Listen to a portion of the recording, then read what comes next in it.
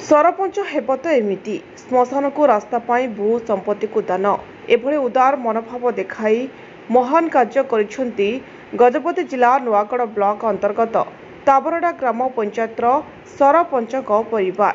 सूचना प्रकार ताबरडा ख्रिस्टियान साही श्मशान को शव नेबापाई नाही रास्ता, जहा फल बिल हुड़ा धान खेत दे शव बोही नेउथिले लोके। खरादिने जेमिति सेमिति शव बोही नहीं पारुथिले, किंतु वर्षा दिने धान फसल जमी मानक देई कुदी कुदी शव को नियंती। कहार मृत्यु हो जाए श्मशान को शव बोही नेबा निमते नाही नथिबा असुविधार सम्मुखीन होउथिले, किंतु सरपंच परिवार उदार चित्तरे निजस्व जमीर चौड़ा 10 फुट हिसाब रे श्मशान को जीवा भितरे जेतक तांकर जमी पड़ुछि रास्ता निमते भूमि चिन्हट करी दान करथिले।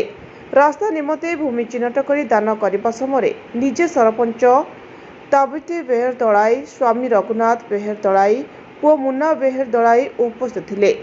ख्रिस्टियान साहिर कमिटी एवं बुद्धिजीवी मानक उपस्थित रे जमीन रास्ता निमते चिन्हट करी देखाइथिले। एभली श्मशान को रास्ता निमते स्व इच्छारे भू संपत्ति को दान करी महान कार्य करिथिबारु सरपंच परिवार को ग्रामवासी कृतज्ञता सह धन्यवाद जणाइछन्ति। नाथ बेहर दलाई घर तापरडा सार मु किछि मु बोली किछि कहि परिबि नै। तांके जतले मड़ पकिया जाते प्राय अति कम किलोमीटर ऊपर हम बिल हुड़ा चढ़ी चढ़ी जाऊँगी, धान बिल जा चकुड़ी जाते रास्ता नाला। मु भी जाइली ख्रीष्टान आम हिंदू मिलमिशिकी चलुचु।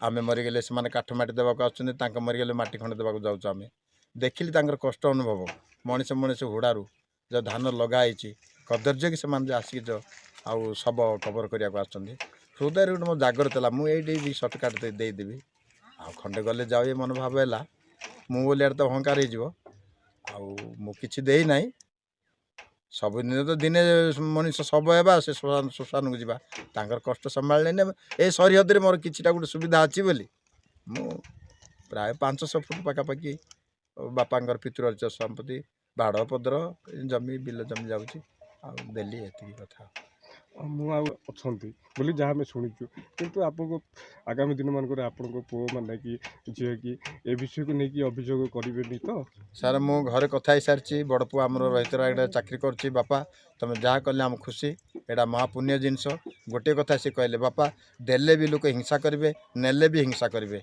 या उपर प्रतिवाद भी आइब कि आइब से भी संभाड़ा पड़ो तुम आ चिड़चिड़ा लोक हठात चार्ज करदेव क्या क्या बोले कौन जो मैंने देचु कहे अन्य मैंने नाना कथा कहे सेटा भी संभाली चल से दुनियाटा ही सेमती कली जुग महाघर कली दान देले भी निंदा हो ताड़ना हो नेले भी कार छड़े नेले भी निंदा हो एटा को सह्य करा पड़े तुम इच्छा आम खुशी आ मो पिला प्रतिश्रुति देदेली बाबू मुझे जोटार मन तो कर देदेली अवश्य मत कष्ट करनी मत बाधु ना मो पितृपुरुष जमी आ तुम तार प्रतिवाद करनी बापा हैं आगे सूर्य तिला पर्यंत यही अक्षुर्ण स्वर्णाक्षर लिपिबद्ध रहा भाया रहा प्रशंसा करेंगे जगत कह तुमको आउ हाँ बापा ठीक अच्छे जाकि तुम पाखे को दे रास्ता जीव आउ जमी भी बंच आउ एडजस्ट कर दियो बोली कहला दीट जाप एवं भी पुओ कहती मुझे सान पुओ को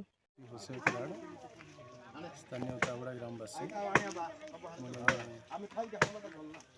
सीनियर सिटीजन आमर जन्म काल आम ग्रामवासी ये आम 3 संप्रदायर लोक बास करुचु आदिवासी शुद्ध शबर और पाण संप्रदायर दीर्घ प्राय 1800 शताब्दी अर्ध समय ये ग्रामटा गढ़ी उठी किंतु दुर्भाग्यवशतः आमर ये ग्राम पाण संप्रदाय लोक मानकर श्मशान को जीवा रास्ता हो पारनी किंतु आम अत्यंत खुशी जे आमर वर्तमान सरपंच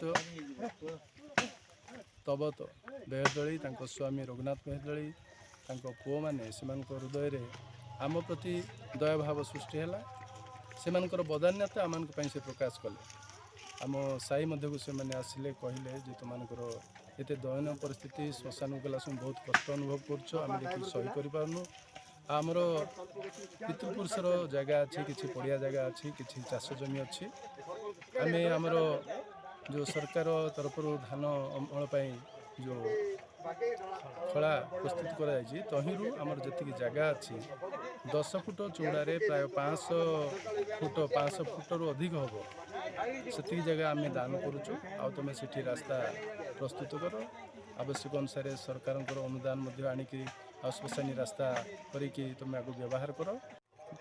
ତାବଡ଼ା ସରପଞ୍ଚ କ'ଣ ଯାହା କରିଛି ସେଟା ଖୁସିର ପରମେଶ୍ୱର ଆମକୁ ଆଶୀର୍ବାଦ କରିବ। ମୋ ସ୍ୱାମୀ ଯାହା କରିଛି ଆମେ ତା ଖୁସିରେ ଅଛୁ, ସେଟା ଆମକୁ ବହୁତ ଖୁସି। ମୋ ପୁଅ ଯାହା କଲେ ଖୁସି, ଆଉ ମୋ ପୂଜାକୁ ମୁଁ ଆମେ ବୁଝେଇ ଦେଇଛୁ। କେବେ ତମେ ଆଉ ଏମିତି କହିବନି କାହାକୁ ନେଇ ଯୁଗ ଯୁଗ ଧରିକି ଜୀବନ ସାରା ରହିବ, ଆମେ ଥିଲେ ଯାକ ରହିବ, ତମର ନାତି ପୁତି ଯାଇ ସବୁବେଳେ ରହିବ ବୋଲି ଆମକୁ ଖୁସି ମାନେ ଆପଣ ମନେଇଥିଲେ। ସ୍ୱାମୀ ଯାହା କରିଛି ତାହା ଆମକୁ ଖୁସି। ବେଡ଼ଦୋଳାଇ ଗ୍ରାମ ତାପରଡ଼ା।